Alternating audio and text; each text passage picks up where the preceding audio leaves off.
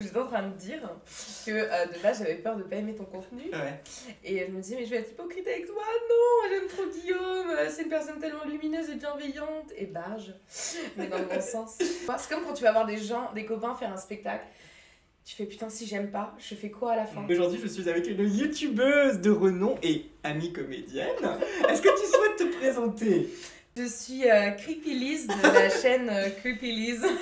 Je mettrai évidemment toutes les infos en barre de description. Merci beaucoup de cette invitation. Ça fait très longtemps que moi je voulais me lancer sur YouTube et quand j'ai vu que toi tu te lançais, ça m'a donné un coup de boost supplémentaire pour me dire I want to do it. Pour être tout à fait honnête, je te l'ai pas dit, mais c'est toi qui m'as motivée à continuer. C'est vrai? Mais oui. Je prends en fait des histoires qui vous sont arrivées, qui sont arrivées à mon entourage, des proches, des rencontres. Ça va? Oui, ça va. Ok. Mais peut-être si je m'étrangle, ça pourrait faire une chouette histoire. Non, J'étais en tournage, il meurt pendant un tournage. Moi j'aime dire que mes vidéos c'est des petites pastilles humoristiques. Mais On dit oui. qu'est-ce que tu fais sur ta chaîne? Des petites pastilles humoristiques. En même temps, je trouve que ça correspond pas du tout à ce que je fais. La nouvelle pastille que je vais faire, qui à mon avis durera quand même une demi-heure, une grosse pastille, Oui. ce sera pour raconter un meurtre qu'il y a eu au Tréport en fait. Et le mec l'a quand même caché dans un pot de fleurs géant, tu sais les trucs vraiment où t'as plein de fleurs, t'as plein de plantes et tout. Ah, ça me rappelle un film que Ah j'ai vu ouais? il y a pas longtemps où il se cache dans les pots de fleurs aussi. On va peut-être revenir au sujet, Lise.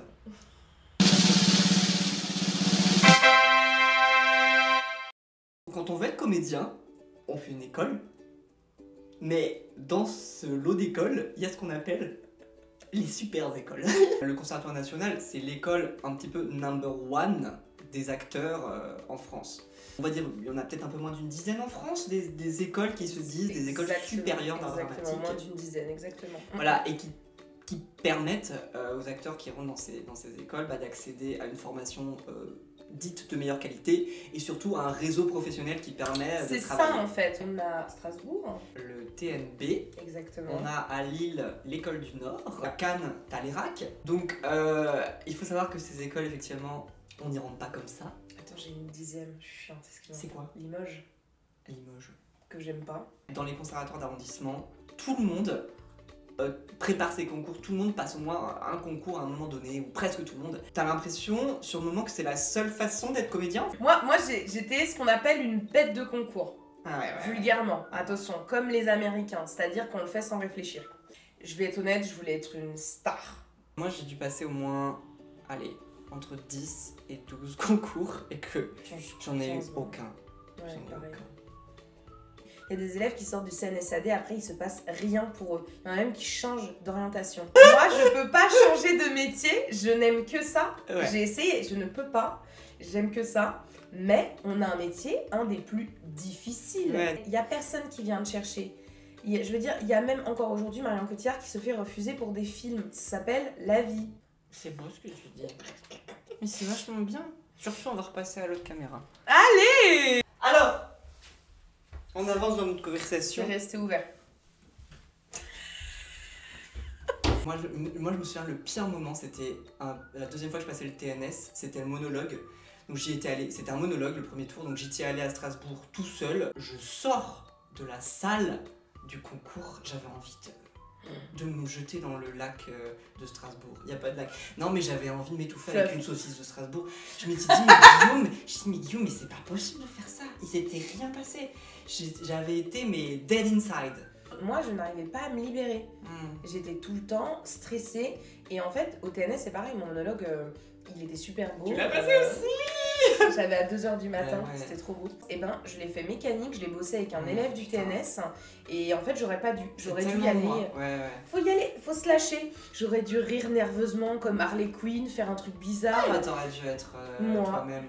Comment tu t'es ressenti après, du coup, le fait de pas avoir été pris nulle part et tout Bah, ce qui est un peu terrible, c'est que savoir que j'ai beaucoup changé depuis, mais à l'époque, Ouais. moi, j'étais contente quand les gens n'avaient pas le concours aussi. Moi, à la fin des concours, je me suis totalement effondrée intérieurement. Je m'en suis pas rendu compte que j'ai commencé à faire une dépression. Et en fait, il y a encore beaucoup de jeunes comédiens qui aujourd'hui me disent « Ah mais moi, si j'ai pas le CNSAD, je me tue. » Et ils le disent en rigolant, quoi. Mais on sait qu'en fait, derrière, il y a des choses vraies. Si je devais résumer ma vie maintenant, mon plus gros échec, c'est ça. Quand je vois passer un truc du CNSAD, je peux plus aller au spectacle, je suis très susceptible.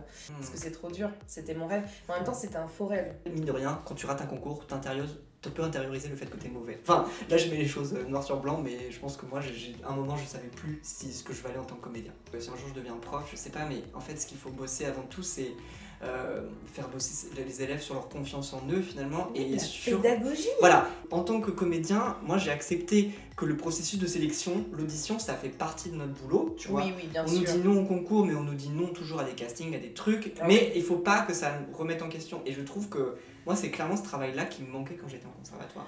Mais moi aussi, c'est-à-dire que là, je me suis pris un nom d'une série Netflix très importante. Madame. Ouais, justement, pas madame. Ouais. Ça m'a fait chier, mais je suis en train de passer à autre chose. Ouais. Alors que les concours, tu sais, ça reste des mois, t'as les gens tes potes qui continuent de passer les deuxième tours, troisième tour. T'as ta note, ça c'est un truc qu'il faut vraiment que les écoles arrêtent. Je vais le dire, mon dernier passage au CNSAD, j'étais très fière de moi. On m'a mis E. Il y a une de mes amies, elle avait eu E à l'époque, et elle m'avait dit s'il y avait eu V pour va te faire foutre. Et j'ai même une amie, ça c'est une anecdote super, c'est Maude. Maude Martel, c'est pour toi. Ouais. Elle, actuellement, elle est dans une compagnie formidable. Elle est avec des femmes qui ont fait le CNSAD. Et elle s'est tapée une note catastrophique, je tairai parce que ça c'est privé. Maintenant, elle tourne dans des spectacles de malades. Ouais, mais ça reste qu'un jugement à un moment donné. Tu payes au moins 70 ton concours. On a perdu des milliers pour que les gens te voient. 4 personnes te voient 10 minutes.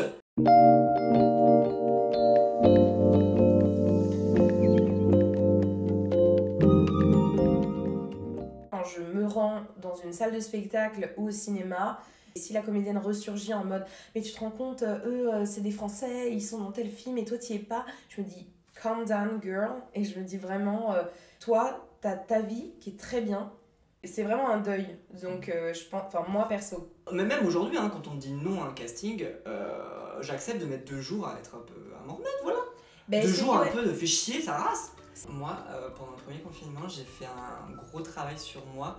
Enfin, j'ai suivi une formation en ligne pour travailler sur, alors grossièrement on va dire, sur le stress des auditions. Comment tu arrêtes de te juger, comment tu arrêtes de sans cesse te remettre en question. Et je pense que ça m'a aidé à me sentir mieux, quoi. Ouais, mais Ceci dit, j'ai repassé un concours après quand même, un concours de la dernière chance et je l'ai pas eu. Mais pourtant j'étais super. Moi je conseille grossièrement, les retraites spirituelles. Ouais. Il y en a pour les jeunes. Je pense que peut-être en fait si j'avais été prise directement dans une école, j'aurais peut-être été une grosse diva capricieuse, imbue d'elle-même. Non mais vraiment. J'ai un livre que je vous conseille, il faut vraiment le lire. C'est Les Vertus de l'échec de Charles Pépin. Ouais. Il vous donne des exemples français et des gros exemples, genre Gainsbourg, au début c'était une catastrophe, Barbara aussi, personne ne voulait d'elle. Il donne plein d'exemples d'artistes plus jeunes aussi qui ont complètement été rejetés, qui ont failli tout arrêter. Et qu'est-ce qui s'est passé pour eux? Et souvent ils se relèvent seuls et ils disent fuck et ils avancent. Lancez-vous sur YouTube, quoi, devenez youtubeur. Si vous n'arrivez pas à la comédie française, devenez youtubeur. On vous repérera là. On vous repérera là. Moi, c'est un producteur quand j'avais 16 ans qui m'a dit ça. Il était bourré, mais il m'a dit une soirée, Lise, n'oublie jamais de toujours faire ce que tu aimes. Et à ce moment, je me disais, pourquoi cet homme bourré me parle? Et en fait, c'est un conseil que j'ai pas assez pris en compte. Et maintenant que je le prends en compte, ça va mieux. J'ai des journées merveilleuses, quoi. Oh, c'est beau! Ah ouais, alors que c'est un peu dur au quotidien, après ce que je vous ai dit, voilà. Ouais. Un dernier concours que j'ai passé, ils se sont marrés, hein, je les ai entendus. Hein. Non, mais en plus, t'as une énergie folle. Ce que t'as fait, ce qu'il vous dit pas, c'est qu'au rond-point, parce qu'il y a eu des concours, on a été pris quand même. On n'a pas tout raté! On n'a pas tout raté! On fait croire qu'on a tout raté, mais quand même! Par contre, j'adorais coacher pour les concours. Moi, j'ai un talent d'agent et de directrice de casting. Moi, je rêve de jouer Hamlet, le personnage. Parce que genre, Ophélie, je m'en branle. Je me dis, en fait, c'est ça que ça m'a appris les concours. Et mon nounou, c'est... Moi, j'existe pour moi. Et mon nounou. Et toi, t'es mon nounou. Mais oui, non, mais de ouf. Les concours, c'est pas la vie. Ouais. Voilà, on nous a trop appris ça sur le plateau. Tu joues ta vie. Non. Plus comme Pierre Note nous disait, joue avec ta chatte. Ne mettez pas trop votre vie dedans. Faites d'autres choses à côté. Là, moi, je suis en train de postuler dans d'autres choses. Je voudrais faire vraiment, mais en compétition, du tir à l'arc. Je Je suis en train de regarder faire... What? Je pense qu'à côté du métier d'acteur, faut vraiment, par exemple, si tu veux être vendeuse sur Vinted, mais fais-le. Je pense qu'il y a autre chose que je peux faire, tu vois, comme des gens qui sont Mais- une asso, des trucs comme ça, tu vois. Mais peut-être tu vas découvrir ça au fur et à mesure. Vendeuse de choux, de De- collectionneuse de cartes de barquettes Pokémon. Pokémon et je ferai des vidéos. Je vais couper parce que sinon elle va continuer à parler. N'hésitez pas à aller voir la chaîne de CreepyLiz où là où vous pourrez la voir, elle discutera toute seule. Je serai pas là pour faire sur le côté. Abonnez-vous à sa chaîne, likez, commentez surtout, partagez bien sûr, mais commentez. Même juste merci ou cool. Moi je vous dis à la prochaine fois pour une vidéo avec un prochain invité. En attendant, soyez vous-même.